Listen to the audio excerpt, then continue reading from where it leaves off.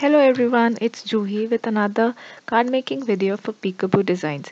Haven't you ever created a card background and stamped the sentiment on it, and when you were going and placing your focal image onto the background, you realized that your card would look much better if the image was facing the other way? The image could be anything, it could be a bunch of flowers or a bird or any cute animal, and if it faced the other way, your card would look much more effective and nice. Well, the mirror stamp released by Peekaboo Designs this month helps you do just that. It lets you stamp a mirror image of any stamp that you have. In today's video, I'll be showing you how to stamp a mirror image of any stamp using the mirror stamp. So let's get started. So we will be using this mirror stamp for our mirror stamping in today's video. This is a solid stamp of size of approximately 3 inches by 4¼ inches. So it's quite big. So you can do mirror images of quite big stamps and it will work great. So I'll be doing a mirror image of this cute fox from this cute critter stamp set, which is one of the older releases from Peekaboo Designs. Now the papers I'll be using are these. So I'll be using a piece of watercolor paper which will be for the background that I create, and then this is a piece of smooth white cardstock. It is around 200 GSM because I don't want it to be too thick because I will be fussy cutting the images, and I want it to be really smooth because the ink should not dry very fast. And finally I have the cardstock base. I'll be using a stamping tool to do mirror stamping. The stamping tool makes it really easy. You can also achieve the same results without this or any other stamping tool, which I will probably cover in another video if you want. So now let's get started and go ahead and do our mirror stamping. So first up, we remove the stamp from its packaging and also remove the front piece of acetate and the front and back piece of acetate. So as you can see, after I removed the acetate sheet backing, you can see it's one smooth piece of acrylic block, so it hasn't got any pattern or design on it. So I open my stamping tool and I place the stamp on it, and I will use one of the piece of acetate that came with the stamp to for my stamping. Now you'll see how I do it as we proceed. So now I take out the fox stamp from the cute critter stamp set.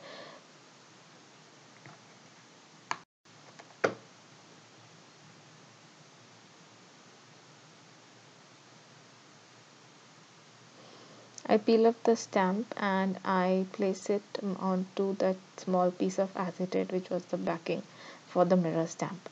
So why I do this, you'll get to know in a moment. So I place it on this acetate piece and I will place this acetate onto the stamping tool.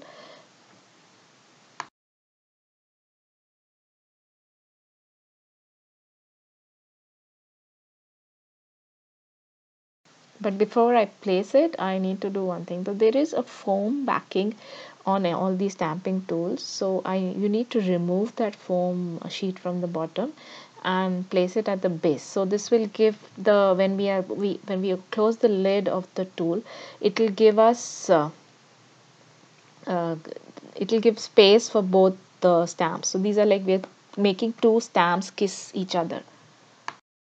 Now moving on to the ink that I've used, I'll be using a pigment ink to stamp the images because I want something that doesn't dry up too fast. So as I need to first stamp onto the mirror and then from the mirror stamp to the paper, so the ink needs to be slow drying. That's why we're using pigment ink. So once we place the stamp onto the acetate sheet, I place it onto the stamping tool and I hold it in place with the magnets. The magnets are really necessary because you don't want your stamp moving around if you want to stamp at the same place multiple times. and then I place the mirror stamp onto the fox stamp, and I adjust the placement so that the magnets don't interfere with the stamping. Now we're ready to stamp. Now first I begin with nicely inking up the fox, and I make sure that there are no left places left, and then I close the stamp tool and press really hard so that I get maximum ink transfer, and I open the tool and I quickly place my piece of cardstock onto the mirror stamp and I press.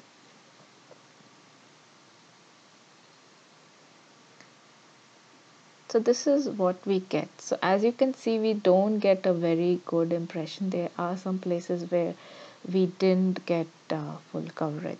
So in my next attempt, I'll just go and I'll stamp it twice at the same place on the mirror stamp.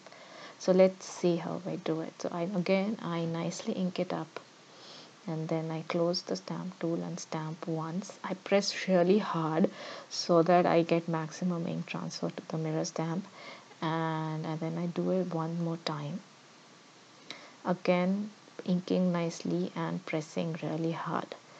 So now I'm ready to stamp on my paper from the mirror stamp.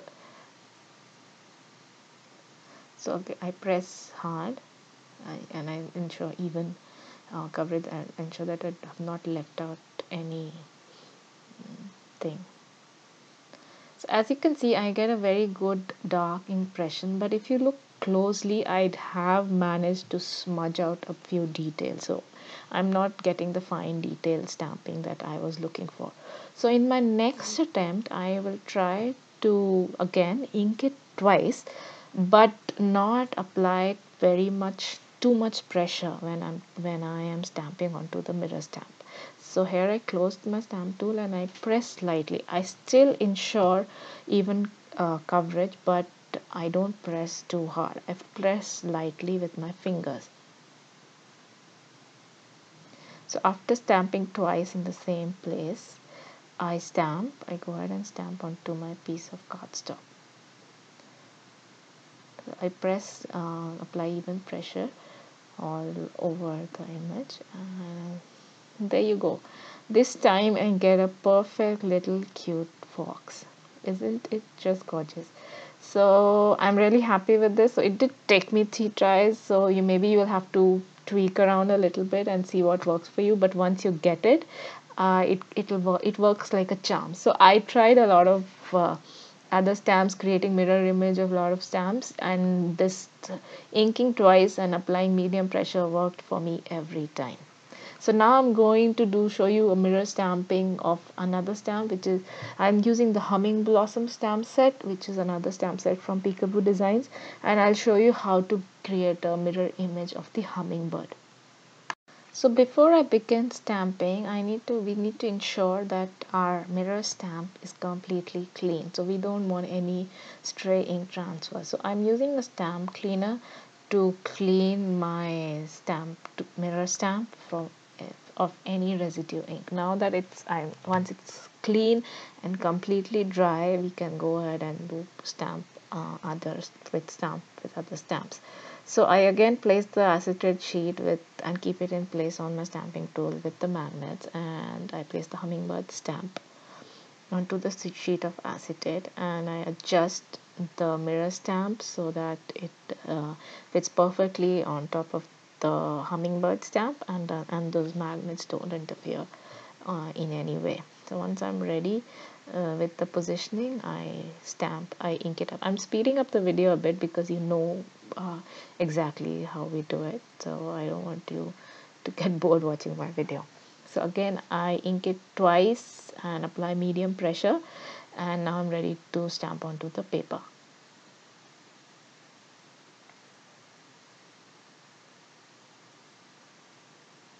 And there you go. It's lovely, isn't it lovely? So there's a few corners which are not stamped, so I'll just finish them off with some black pen. You could also place the paper back onto the stamping tool where the stamp is, and then stamp, which probably would let you do multiple, like stamp in the same position at multiple times. But I found that if I have to do this, it need to be really quick, and if I wait for placing the paper again on the stamping tool and stamping, it dries up the ink. So okay, so now let's move on to my card. I'll be making a fox card with two foxes facing each other. So I just stamped one more fox this time normally. Now I sped up the video because this is just normal stamping and coloring. I'm coloring my foxes with Zig Clear Real brush markers.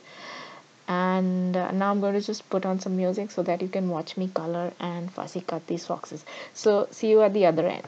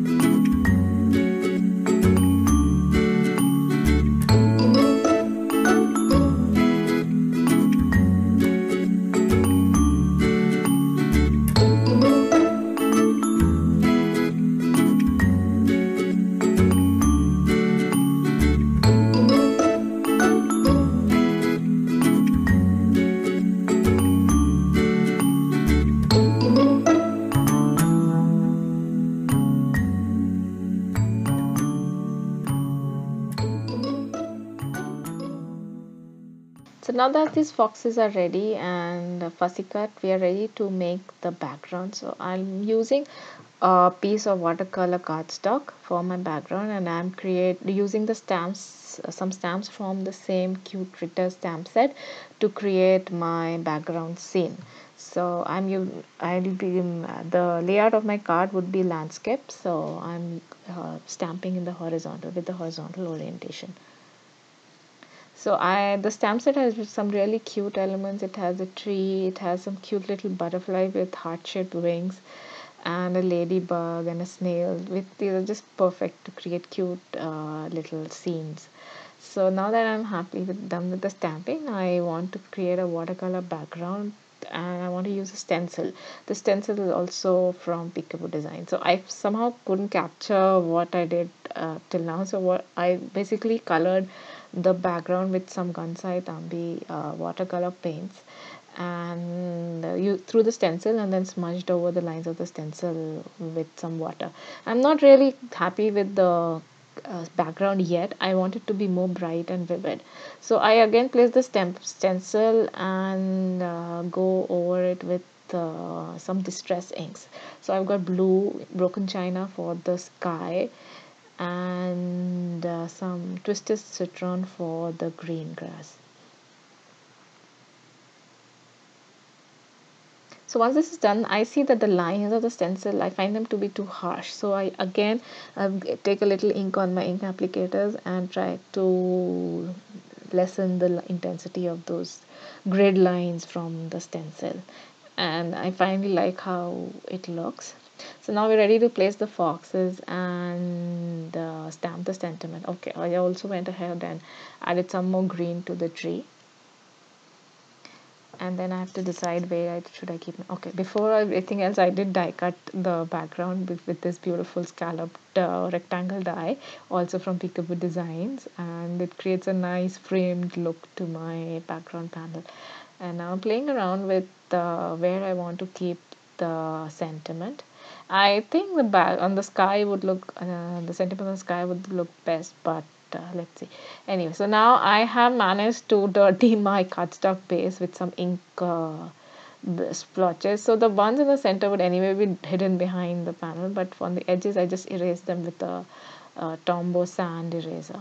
So here you go, I stamped the sentiment, but I did stamp it, I think I stamped it in the wrong location. Anyway, let's see what I do how to hide it. So now I'm trying to place the foxes somehow so that the sentiment is still visible, but I am not really happy with placing them like this. So what I decide to do is it would be best if I somehow hid this sentiment and stamped it somewhere else.